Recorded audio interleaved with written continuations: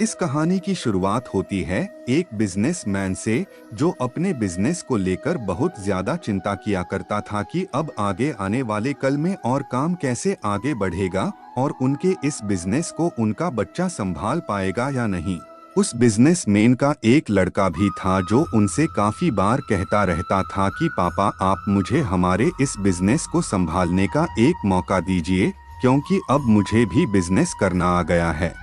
लेकिन वो बिजनेसमैन कभी भी अपने बेटे को मौका नहीं देता था। एक दिन उस बिजनेसमैन को दिल का दौरा पड़ जाता है और इसके चलते उनको हॉस्पिटल में भर्ती किया जाता है। जैसे ही ये खबर उनके बेटे को पता चलती है, उनका बेटा दौड़कर हॉस्पिटल में पहुंच जाता है। हॉस्पिटल में पहुंचने के बाद उसने ये देखा कि उसके पापा अब एडमिट है और डॉक्टर्स ने उससे ये कहा कि आपके पापा अब पहले से थोड़ा ठीक है और धीरे धीरे करके अब वे रिकवर हो जाएंगे। फिर उस लड़के ने अपने एक दोस्त को कॉल करके वह बुला लिया। फिर उसका दोस्त वहां पर आता है और उससे पूछता है क्या हुआ भाई। फिर उस बिजनेसमैन के लड़के ने अपने दोस्त से कहा कि मेरे पापा को दिल का दौरा आया है और उन्हें हॉस्पिटल में एडमिट किया हुआ है। इसके बाद उस बिजनेसमैन का लड़का अपने दोस्त से कहता है चल ना जरा बाहर चल के आ जाते हैं, बहुत देर हो गई है इधर। फिर वे दोनों हॉस्पिटल से बाहर चले जाते हैं। जब वे दोनों हॉस्पिटल से बाहर निकले तब उनको एक आइसक्रीम वाला दिखाई देता है। फिर उस बिजनेसमैन के लड़के ने अपने दोस्त से कहा कि भाई आ जाओ आइसक्रीम खाते हैं। ये बात सुनकर उसका दोस्त थोड़ा चौंकता है और मन ही मन कहता है अरे ये क्या पागलपन है, पापा अंदर भर्ती है और ये यह आइसक्रीम खाने की सोच रहा है। फिर उन दोनों ने आइसक्रीम ली और वे दोनों आइसक्रीम खाने लगे।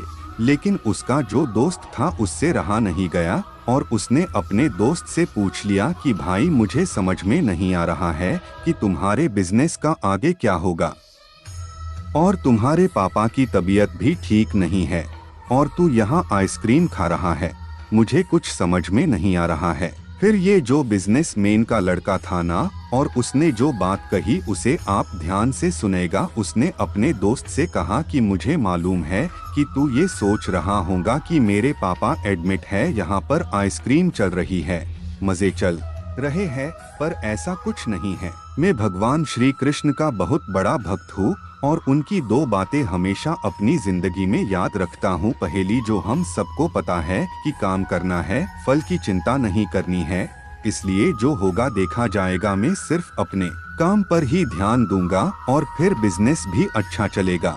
दूसरी बात, वो लड़का अपने दोस्त से कहता है कि मैं तुम्हें भगवान श्री कृष्ण की कहानी सुनाता हूँ जो तुम्हें दूसरी बात क्या है अच्छी तरह से समझाएगी। भगवान श्री कृष्ण की जो पत्नी थी उनका नाम रुक्मणी था। उनको जब पहला बेटा हुआ था उसका नाम प्रद्युम्न रखा गया था और उसके जन्म के 10 दिन बाद ही प्रद्युम्न का अपहरण हो गया। प्रद्युम्न के अपहरण के कारण रुक्मणी जी नाराज और उदास रहने लगी कि क्या हो गया है। भगवान श्री कृष्ण रुक्मणी जी से कहते थे चिंता मत करो, क्योंकि प्रद्युम्न जहाँ पर भी होगा वहीं पर ही ठीक होगा। लेकिन इतना समझाने के बावजूद भी रुक्मणी जी अपने बच्चे की चिंता में उदास और निराश रहती थी और इस तरह चिंता करते करते रुक्मणी जी के 18 साल बीत गए। 18 साल के बाद द्वारका में जब प्रद्युम्न की वापसी हुई और प्रद्युम्न द्वारका में वापस आए तो उनके साथ उनकी पत्नी मायावती भी थी। अब समस्या ये थी कि मायावती की उम्र प्रद्युम्न से 20 साल ज्यादा थी। वहाँ रुक्मणी जी पहले तो खुश हुई कि उनका बच्चा वापस आ गया और फिर से दुखी हो गई क्योंकि इतनी बड़ी लड़की से शादी की। इसलिए रुक्मणी जी फिर से भगवान श्री कृष्ण से जाकर कहने लगी कि ये क्या हो गया। फिर भगवान श्री कृष्ण ने रुक्मणी जी कहा कि जो हो गया है उसको स्वीकार कर लो और आगे बढ़ो और चिंता मत करो। लेकिन रुक्मणी जी ये कह रही थी कि बड़ी लड़की से शादी क्यों कर ली और यही लड़की मिली थी क्या, और वो इस बात को स्वीकार नहीं कर पा रही थी। इसके कारण 8 साल तक माँ रुक्मणी जी दुखी और निराश रही और 8 साल के बाद रुक्मणी जी ने ये स्वीकार कर लिया कि प्रद्युम्न ने ये जो शादी करी थी वो ठीक है और इसके लिए ज्यादा चिंता करने की जरूरत नहीं है, और उस शादी को उन्होंने स्वीकार कर लिया। दोस्तों, एक तरीके से माँ रुक्मणी जी ने अपने जिंदगी के 26 साल उदासी में बिता दिए। इस कहानी को खत्म करते हुए वो लड़का अपने दोस्त से बोला कि मैंने अब स्वीकार करना सीख लिया हुआ है, क्योंकि भगवान श्री कृष्ण जी कहते हैं कि जो हो रहा है उसे स्वीकार करो, जिंदगी अपने आप सहज हो जाएगी। दोस्तों, ये छोटी सी कहानी जो हमें दो बड़ी बातें सिखाती है कि हमारी जिंदगी में जो कुछ भी घटता है उसे स्वीकार करना सीख लीजिए और फिर जिंदगी अपने आप सहज हो जाएगी।